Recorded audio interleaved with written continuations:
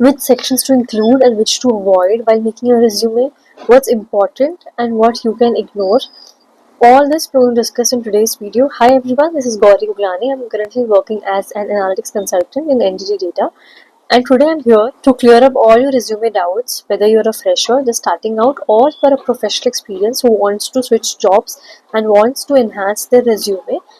This is the right place. Watch the video till end to understand three main parts. First, what are the most essential sections which you should keep in your resume? Second part, optional section, do's and don'ts in your resume. So let us begin by understanding what are the most essential sections in your resume that you should definitely focus on and should add in your resume while making it. Starting off, on top we have contact details. So your contact information makes it very easy for recruiters to reach out to you, of course. But do not overcrowd it. Keep it very simple, as like do not put 2 to 3 phone numbers. Just put your working one phone number which is always reachable. Then add your email address, like a professional one, which does not have some funny names. If my name is Gauri Uglani, try that in your email ID both of your name and surname exist. But do not keep short forms or shortcuts email ID. Then comes the LinkedIn profile. We have an option of customizing our LinkedIn URL. So instead of adding random digits or numbers in your LinkedIn ID, you can go to your LinkedIn profile and change your you can customize your LinkedIn URL, which will be easy for recruiters to reach out to you to click the link also. And then GitHub. So only if you have projects posted, this is a gold mine for tech recruiters. They will directly click the GitHub link and they will see your projects directly on the GitHub portfolio. So you will have an extra impression on them. So your contact details typically go at the top, which is easy to find and easy to act. Now comes the About Me section. So your About Me section is kind of your elevator pitch. It's like the first thing which recruiters will read and it will impress them, or they will get a chance to reject you. So start with your current role. Example, I am a data analyst with 3 years of experience. Start with that and then mention your skills and achievements in very short. Example, I specialize in Python, SQL, and I have done AI driven projects. I have worked on data science projects. I have experience in machine learning, NLP, etc. And while you finish up this para, close with a goal that I am passionate about turning data into business solutions.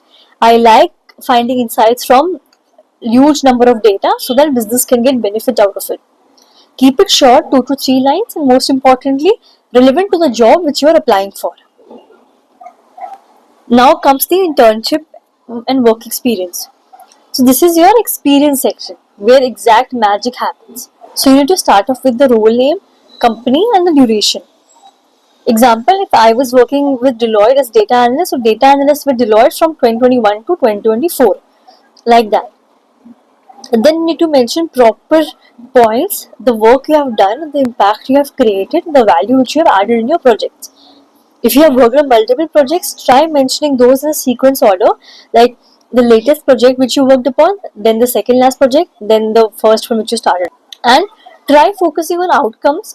Use number, or maybe you can use clear achievements to stand out. So do not just add normal information, add impactful information. Next comes the education part. Here, as simple as that, you need to mention your degree, your college name, and the year of passing out, or maybe, example, if you have done your degree from 2018 to 21, so just mention that University of Mumbai, degree is Bachelor's of IT, and year from 80 to 21. Now comes the skill section. This is where you showcase your superpowers. Example, you don't have to jumble all your skills together. You need to write in a systematic order, like first technical skills, then tools, then soft skills. Example, in technical skills, I will mention Python, then I will write database, SQL, Power BI.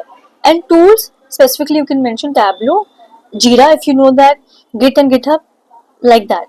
And then soft skills comes up like teamwork, communication, problem solving skills, etc. So don't just list random skills, tailor them based on the job description which you're applying or the generalized job which you are looking for, what skills you require for that job, write accordingly. Now comes the projects part. This is where you mention your project name. So see, even though we are working somewhere, we tend to perform our personal projects for learning. Example, if I am not good in learning LLM, I am making a personal project on LLM or NLP. Along with my full-time experience, I will mention one section which is project, where I will mention what I am learning as a side project outside my work. So for freshers, this is very important part because you have many projects. But for working professional, this is also a great part because you can mention your side project. So you have to mention your project name, the tools which you're using there, and the impact, like what exact solution you are providing to a problem or what problem you're solving in this project. And then you can also post all your personal projects on GitHub, and then you can add a link on the top. So this was the important sections which you need to mention and include anyhow in your resume. Now comes the optional section. We have 4 parts here: achievement, extracurricular, hobbies, and volunteering. Suppose you're a fresher, you have one internship experience, and still you have a lot of space left. Then, instead of keeping that space void or keeping a blank white space, let us add optional section. Example, first, your achievement. It's a way to shine more. So highlight your awards, your recognition in college, any milestone that set you apart, like suppose top performer or you got highest marks in your degree. Such kind of achievements you can mention in this section. Now, second is extracurricular. Here you can show just more than your job. Mention the leadership roles which you performed during your college time, any competitions you won, or any club memberships which you have to showcase where you showed your skills, your tech skills, or your communication skills. That shows your skills beyond your normal work or normal skills. Next up is hobbies. In the hobbies section, you can mention what you like to do outside your work, outside when you're not studying, when you're not working, what you like to do. Example, if you can mention, I enjoy solving puzzles, I like playing badminton, etc. So, all those things you can mention in your hobby section. Then comes the volunteering. Many people take part in NGOs and they like to volunteer for different causes. So if you are one of them, you can happily mention your volunteering experience, which will show that you like to take some extra part, extra initiative outside your work, outside your studies, to go beyond your normal daily schedule. So these are 4 optional sections which you can consider. But if you feel any of the section will make your profile extraordinary and will set apart from others, you can happily mention this section. Let us now discuss the third part, which is do's and don'ts for your resume.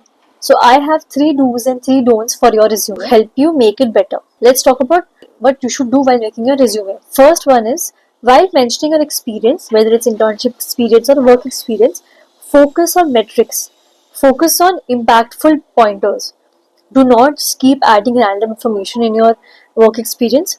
Random in the sense, if I have done some task, instead of mentioning what exact work I did, you can mention what impact you created when you finish that task, when you finish that project, right? This will give you an extra edge from others if this is present in your resume. Second is, keep it very precise and concise. Keep it very short and simple.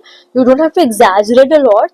You just have to try mentioning a para information in 2 lines.